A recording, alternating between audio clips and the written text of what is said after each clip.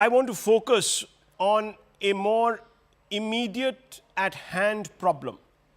Is HMPV the new COVID-19? That's the fundamental question. This strain of influenza has already created chaos in China, where once again it has broken out near Wuhan. Hospitals are packed and overflowing with patients. The influenza has been around for some time and there are no medicines that can treat it, and neither are there any vaccines. Thankfully, as of now, it isn't the killer that COVID-19 was. It does create breathing difficulty and is known to hit infants and the old and infirm, but only in severe cases does it lead to pneumonia. Unfortunately, the HPMV strain has been detected in India.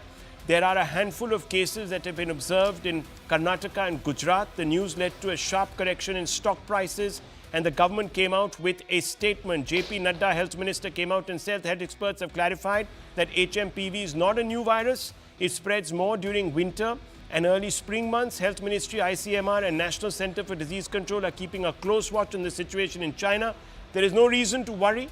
Health systems and surveillance networks remain vigilant, ensuring the country is ready to respond promptly to any emerging health challenges. The symptoms of HMPV are quite like those seen in patients with mild COVID-19 infections.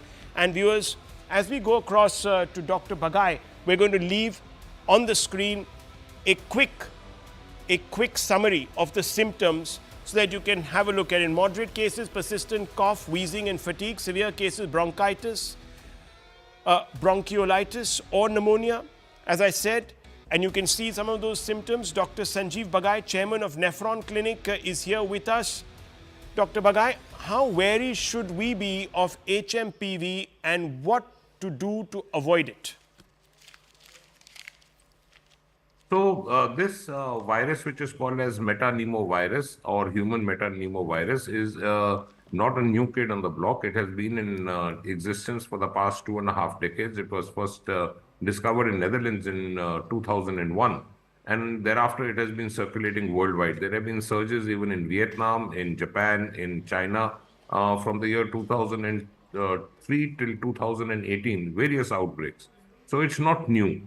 But I think this is the outbreak coming now from China, in which we've seen few cases here in India, and we have isolated the virus, is a cause of bringing attention towards respiratory infections. In winter months, the respiratory infections do increase, especially in children, and this peaks between the age group of 6 months to 12 months. What are the precautions? How do we avoid this, Dr. Bagai? How do we stay safe?